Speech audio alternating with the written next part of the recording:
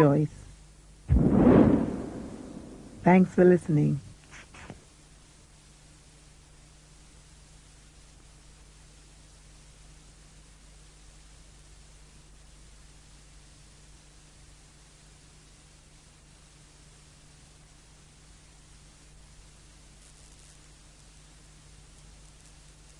These are the questions you and I have to ask. How did we get this mine? OPEC production limits, helping to drive down the price of oil from $20.50 a barrel in the OPEC days of 1990 to a mere $13.60 a barrel by summer. You have to understand the difference. We didn't come over on the Nita, the Pinta, and the whatchamacallit. We didn't land on Plymouth Rock. Plymouth Rock landed on us. Landed right on top of us. Where's the outcry? Why? You can get all the film and the footage of all the carnage in Los Angeles, but you can show me no footage of any damage in Iraq. And all you show me is some surgical strike. Now, 1 year later, it comes out that these so-called surgical strikes were mixed in.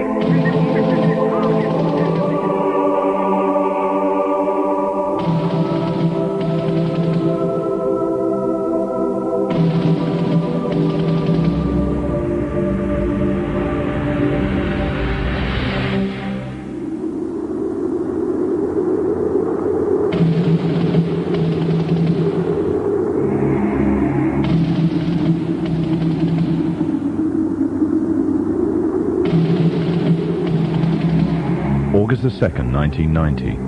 Saddam Hussein's forces crashed through the defenses of oil-rich Kuwait.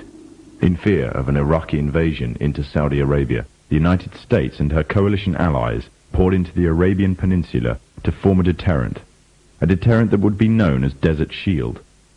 The result was a series of diplomatic talks, negotiations and counter-negotiations that rapidly declined into a no-hope situation.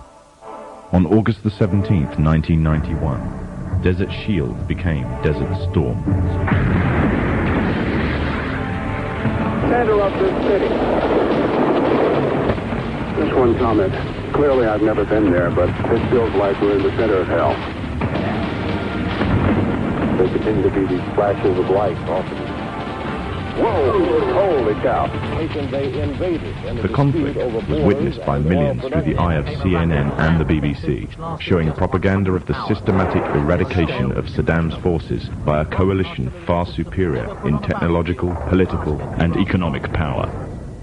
However, what was little known was that from the outset the war was engineered, controlled, and manipulated by an elite group. A group which had created the illusion of a man with power, at the head of a million-strong army, on the verge of going nuclear. A man who had gained control over 1/5 of the world's oil overnight. However, in reality, he was merely a pawn, in amongst many pawns. Just a puppet in a grand master plan, with the Gulf War as a well-orchestrated stepping stone. The orchestrators of the war were by no means strangers to controlling major world events. In fact, they have done so for centuries. From the shadows, they have engineered every major war, revolution, and recession. They control everything you read, everything you hear, and everything you see. They have managed to indoctrinate an entire populace to their way of thinking, and have infiltrated key positions in places of authority. And it is from the shadows that they have created a new political order, a new economic order, and more sinister, a new religious order. Their ultimate aim is total global domination, and they will stop at nothing to reach their goal. The goal that was outlined in a speech given by former President of the United States, George Bush. What is at stake is more than one small country. It is a big idea, a new world order.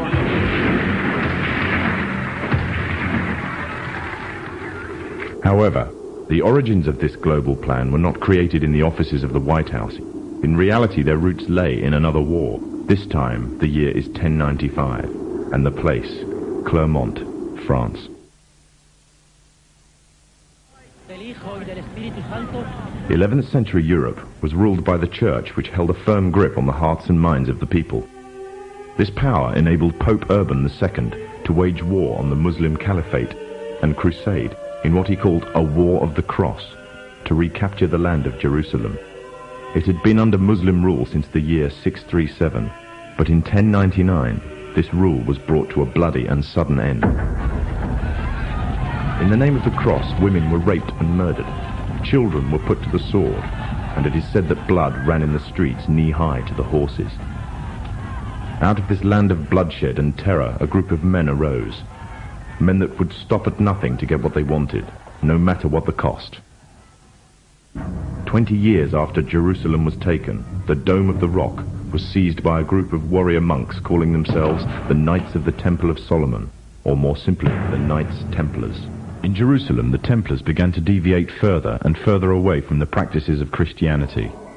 They learnt the secret arts of the Kabbalah, an ancient form of Jewish magic, along with its dark rites and rituals. The Jews had learnt the arts from the pagans of ancient Egypt during the times of enslavement to the Pharaoh, and developed them into Babylon at the time of Nebuchadnezzar. In 1307, King Philippe of France arrested them for charges of denial of Christ, homosexuality, and idol worship, as well as magic. In 1314, Pope Clement V declared all Templars as heretics to Christianity, ordering all their properties to be seized. Their leader, Jacques de Morlaix, was captured and burnt to the stake. The Templars were cornered, and just when it seemed they were finished forever, a glimmer of hope arose from a seemingly certain end. They were to find a safe haven as well as an ally. But not in France. In fact, in a country in a desperate struggle for independence against the English. The country of Scotland.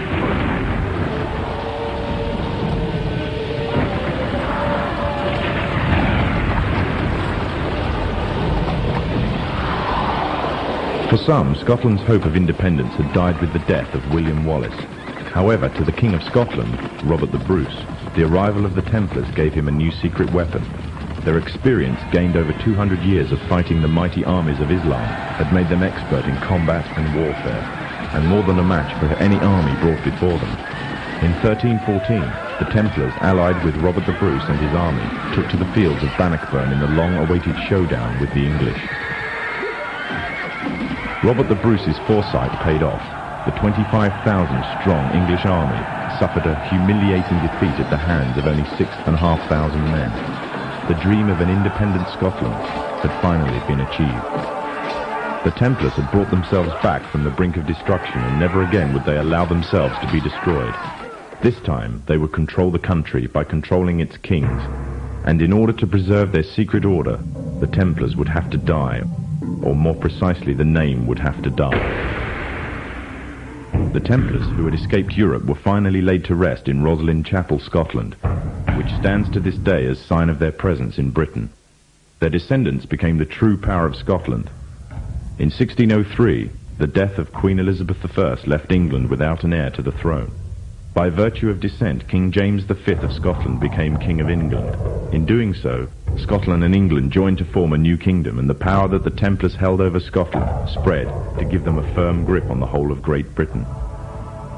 For over 100 years, the Templars concealed their activities, fading into the background until they were little known and little remembered. However, they did not cease to keep a firm grip on Britain. All the time they were planning, regrouping, and infiltrating positions of power in all corners of the kingdom. In 1717, the Templars made their reappearance in Europe. They had grown in both number and strength, and were now ready to coin a new identity, free from their reputation of the past, and given credibility by none other than the monarchy and aristocracy of England. And the name they chose for themselves was a name that will be known by many, but understood by a few. This new name, the Freemasons.